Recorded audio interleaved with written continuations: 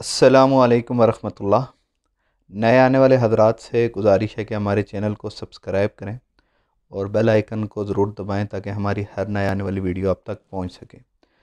नबी करीम सल्लल्लाहु अलैहि वसल्लम के जो परदादा थे जिनका नाम हाशिम था, उनको हाशिम इस वजह से कहते थे कि मक्के में जब कहत पड़ा तो वहाँ पर उन्होंने लोगों को सुरीत खिलाई, यानी कि शोरबे में रोटियां डालकर खिलाई, जिसकी वजह से उनका नाम हाशिम पड़ गया।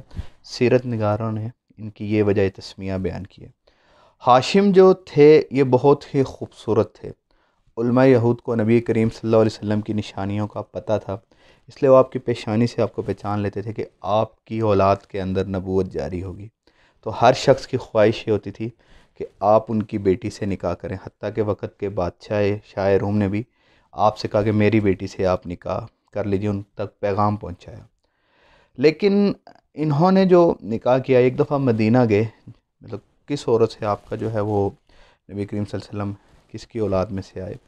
आप एक दफ़ा मदीना गए तो वहाँ एक औरत आपको पसंद आई, उसको आपने निकाह का पैगाम भेजा, उसने कबूल कर लिया, आपने उससे शादी कर ली।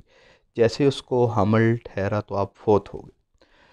आपके जो भाई थे उनको पता चला कि हमारा एक भतीजा मदीने के अंदर मौजूद है और वो जवान होता जा रहा है, तो वो लेने के लिए उनको मदीना में पहुंच गए। फिर उनको मदीने से मक्के की तरफ ले आए। उनका नाम मुत्तलिब था।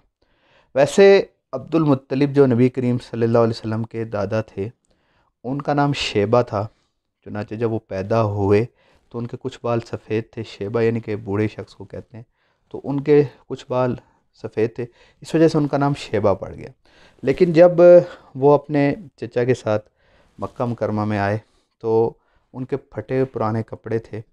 तो जब अब्दुल मुत्तलिब के चचा से पूछा गया कि ये कौन शख्स है, तो उन्होंने शर्मा शर्मी में कह दिया कि ये मेरा ग़ुलाम है। तो उनका नाम मुत्तलिब था, तो अब्द लग कर उनका नाम ही अब्दुल मुत्तलिब पड़ गया, यानी कि मुत्तलिब का बंदा ग़ुलाम। इस वजह से उनको अब्दुल मुत्तलिब कहा जाता है।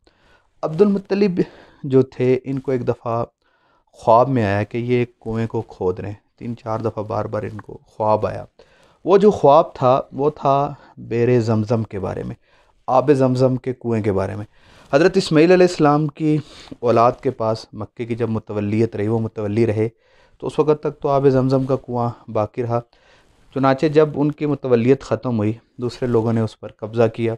वहाँ पर उन्होंने मतलब यह है कि फ़िस्क़ व फ़ुजूर किया, बहुत मतलब जंगे शंगे हुई। तो उस वजह से वो भी जब जाने लगे तो उन्होंने आब ज़मज़म के कुएँ को बिल्कुल मिटा दिया था, उसके असरात ख़त्म कर दिए थे। चुनांचे इनको जब बार बार ख्वाब आया, इन्होंने उसको खोदा। खोदते खोदते खोदते अल्लाह किया कि वो आब ज़मज़म का चश्मा दोबारा जारी हुआ। फिर इन्होंने उसकी मंडेर बनाई, उस पर पानी को जारी किया, तो हुज्जाज इकराम उससे पानी पिया करते थे। एक इनका ये कारनामा भी है। इसी तरह एक दफ़ा इन्होंने नज़र मानी कि अगर मेरे 10 बेटे पैदा हुए तो एक बेटे को मैं अल्लाह के नाम पर ज़बह करूँगा। चुनांचे जब इनके 10 बेटे पूरे हुए तो ख्वाब में आया कि भाई अपनी नज़र को पूरा कीजिए।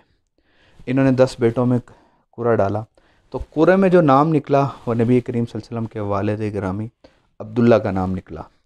चुनांचे सब बेटों को इन्होंने जमा किया, उन्होंने सब बेहक ज़ुबान कहा कि हम तैयार हैं, और ज़ाहिर बात है नाम अब्दुल्ला का निकल गया था। और हज़रत अब्दुल्ला बड़े खूबसूरत थे। मैंने उन्हें दर्दमंदाना अंदाज में अपने वालिद से कहा, अब्दुल मुत्तलिब से, कि आप इनको ज़बह ना कीजिए। एक बंदे की दियत उस वक़्त 10 ऊँट थी, इनकी जगह आप 10 ऊँटों को ज़बह कर दीजिए। चुनांचे कुरा डाला गया ऊँटों का और अब्दुल्ला का।